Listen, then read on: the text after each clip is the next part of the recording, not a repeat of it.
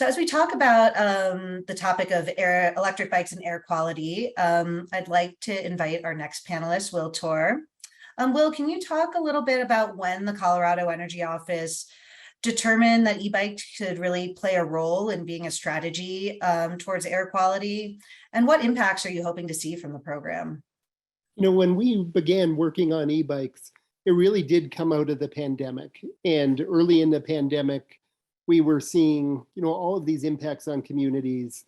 We were seeing public transit service getting cut, and many people during the height of the pandemic being uncomfortable riding public transit. We were very concerned about what that would mean for low-income workers who relied on transit being able to get to work.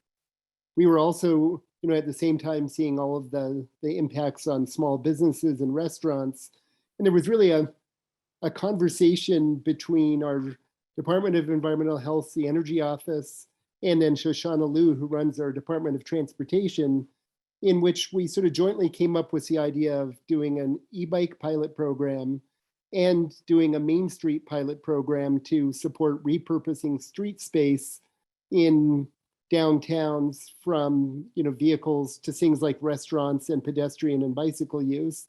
That has since grown into a much larger program where many millions of dollars all across the state are going to community transformations to make spaces more walkable and bikeable and sort of friendly to people. And then was really interesting to see the way that the e-bike pilot has also led to a much larger program. I think what we immediately saw once we started the program was how much people love e-bikes.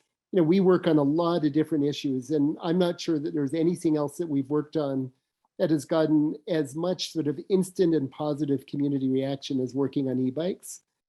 And that then gave us the sense that, boy, we could do something on a much larger scale than the mini pilot.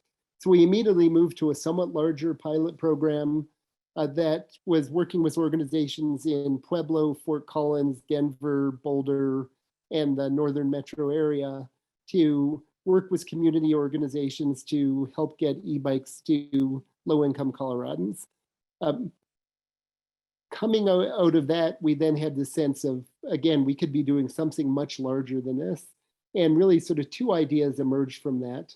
One was building e-bikes into a transportation infrastructure package in 2021.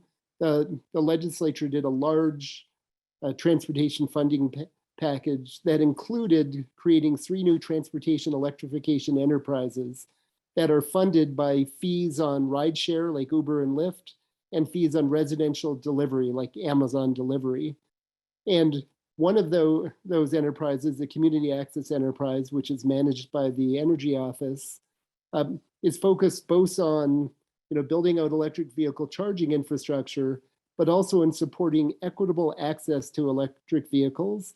And we feel like e-bikes are a component of that. So that will actually provide a long-term and growing funding source that we will be able to use for e-bike programs that are serving low-income Coloradans. Then in 2022, Governor Polis proposed a really transformational air quality investment package, overall hundreds of millions of dollars investment in air quality programs.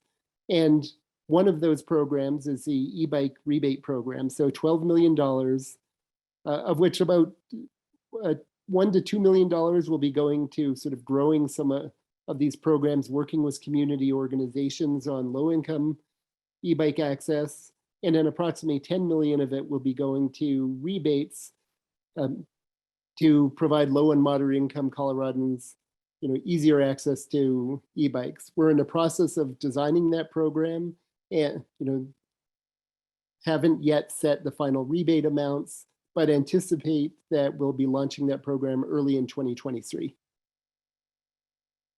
Awesome. Well, thank you so much, Will. We're grateful for your leadership around electric bicycles and multimodal transportation, and looking forward to seeing that program when it comes out next year.